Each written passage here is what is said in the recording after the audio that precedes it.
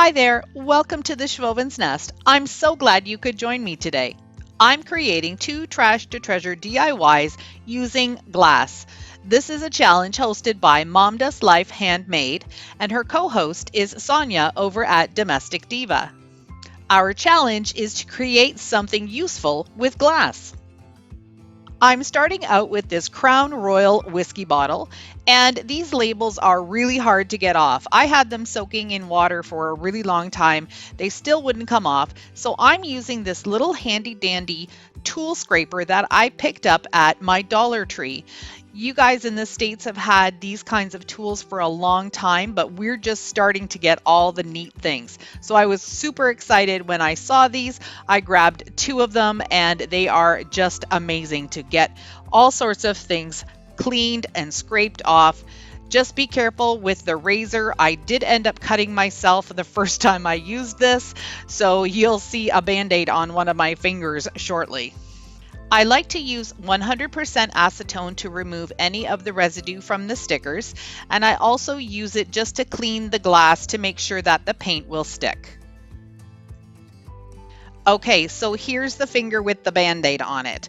Again, those blades are really sharp, be careful. I am using a homemade chalk paint just with some white CraftSmart paint and baby powder. I will link that video in the description box if you want to see how to make that.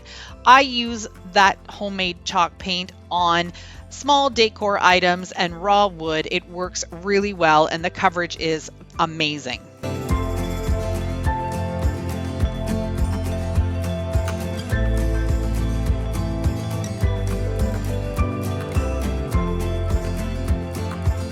I'm now going to put on a monogrammed letter S. This is going to be for my husband. He loves his Crown Royal, and I thought it would be really cute to put his monogram letter on there, and then it will be a nice little display item for his office or maybe even the bar area. I did forget to record the part where I distressed the bottle. I didn't use sandpaper on it. What I did was use one of the blades on the Dollar Tree little craft knife, and I just scraped off the paint in the areas where I wanted it gone. This way I was able to control a lot more where the distressing happened because I just wanted it on those raised glass lines. Now I'm using one of my favorite tools, which is this CraftSmart oil-based paint pen.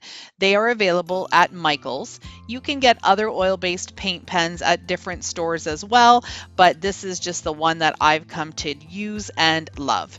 So I've got lots of them in my stash. I'm just going to outline the letter and then fill it in. I will have Mom and Sonia's channels linked in my description box, and I would really appreciate it if you would go over to their channels, subscribe if you haven't already, and check out some of their videos and give them some support. As well, there's a playlist. There's going to be lots of inspiration for you to watch, so make sure you click that link, which is also in my description box, and check out all the other YouTube creator videos.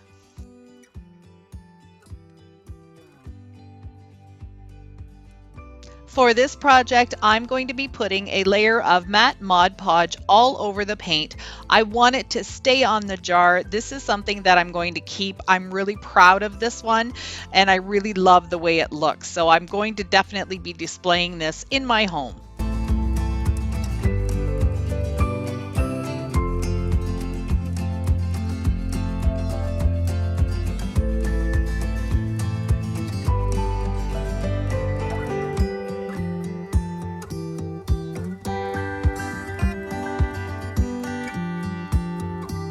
My second DIY for you today is using some craft sticks and some peach jars. So these are just a couple of jars. You can see them in the right hand corner, and I want to create a little crate and put the jars inside. So I'm using these little garden stakes that I picked up at Dollarama. They're similar to the large jumbo craft sticks that you could get at any store, and they're nice because you can just cut them instead of having to use a knife. So I'm just going to measure out the length I need and then give them a trim.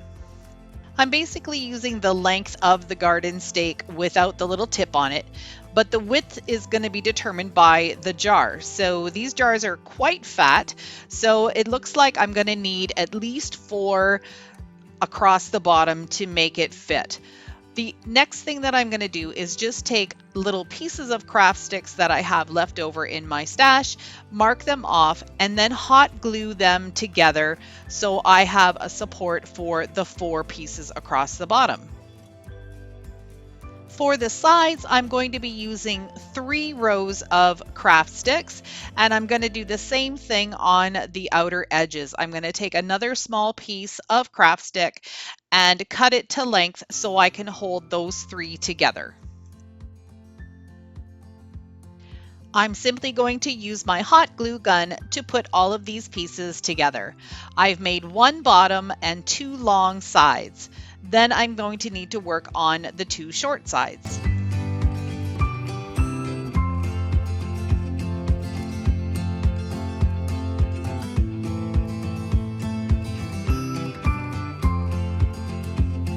I've already created one of the sides, and now I'm just going to use this as my template and mark off how many craft sticks I need to cut for the 3 layers and the 2 support pieces. Now that I've got all 4 sides ready to go, I'm going to use hot glue to glue them together.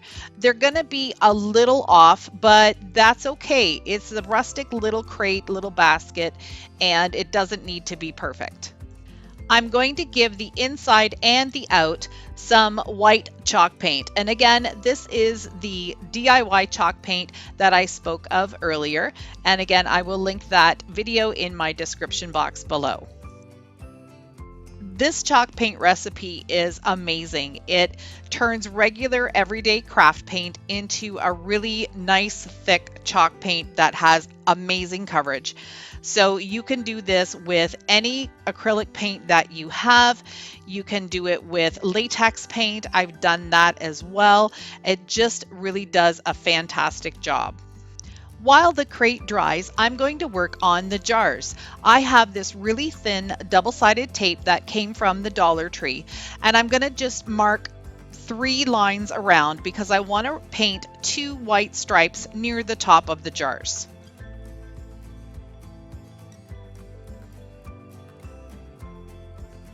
With this double-sided tape, you have to be really careful that you do pull up the bottom part of the tape as well as the top piece, because as you can see here, I did have a little bit of the tape sticking down, so I had to kind of pick at it and pull it off, but it is doable. So just make sure that you get all of the glue off as well as the top tape part. I'm adding some jute rope just around the bottom rim of the jar just to give it a little bit of an extra farmhouse look. I'm just applying it with some hot glue a few times around the jar. To add even more farmhouse flair, I'm taking this burlap trim that I did find at Dollar Tree, and I really like this trim because it's really stiff. There's no fraying edges like burlap ribbon would be, and it really stays and keeps its shape. So I'm just going to put just 1 piece right around the bottom part of the jar, cut it off, and use hot glue to put it on.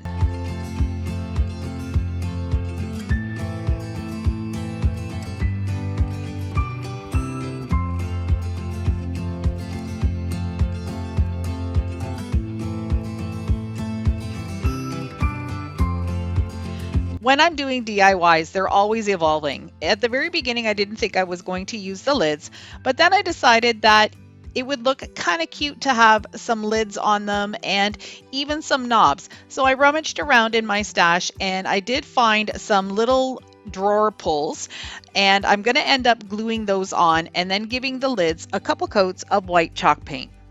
When I use the DIY chalk paint with baby powder, I always make sure that if I'm doing any gluing, I do that on the original surface. You can see here that I've left a little circle of gold, which is the original surface of the lid.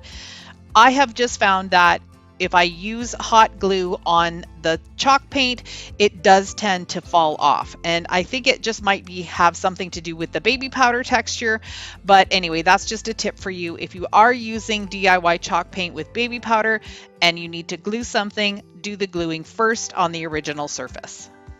Now I'm going to work on finishing the crate. I decided that I wanted to have some nautical rope handles, but I didn't have any holes to push them through. With this being just a craft stick box, I wasn't able to drill the holes with the box sitting on the table. So I'm using a 2x4 hanging off my craft table, and I'm just placing the box on top of it to give it some support so I can drill the holes.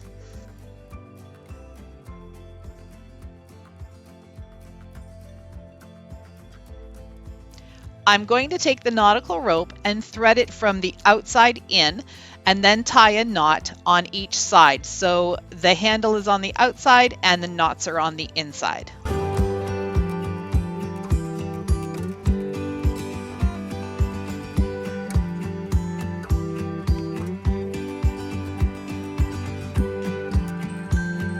I'm going to stencil the word market on one side of the box, just using a makeup sponge and some black acrylic paint.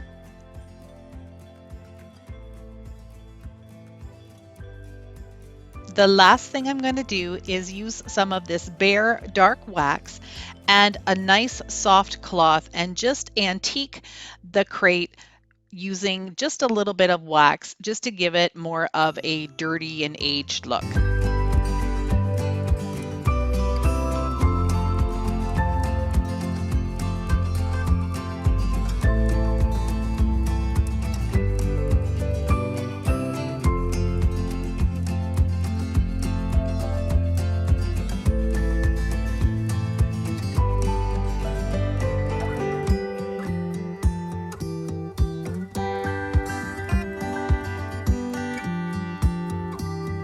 I'd like to thank Mom and Sonia for hosting the challenge this month.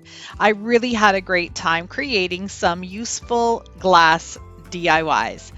If you enjoyed the video, I would love for you to hit that red subscribe button and the bell to get notified when I upload new videos.